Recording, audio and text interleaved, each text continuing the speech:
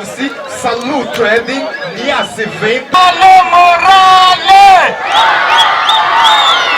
Muito obrigado! E gostava de convidar neste caso, o Ferroviário de Lixinga. Isto é Super Taça, edição 2022. Aí está o diretor provincial da Juventude, Emprego e Desporto a dar a medalha.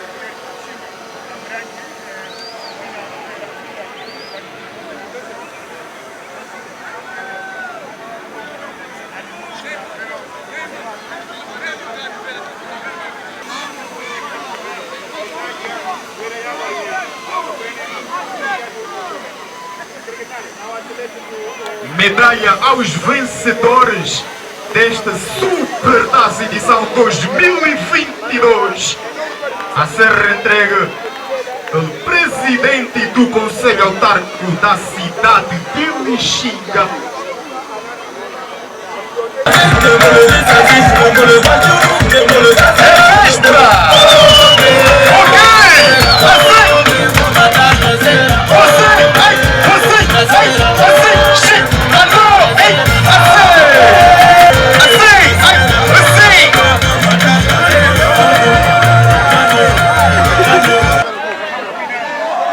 Neste caso é a presidente. Aí o cheque de 10.000 meticais para o Atlético de Sanjala.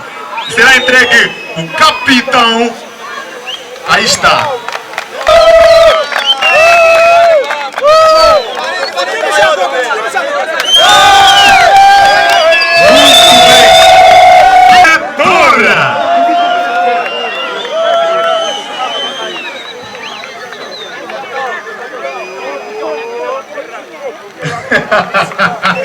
Aquela brincadeira de sempre. Aí está uma e forte salva de palmas para o Atlético de Sanjala.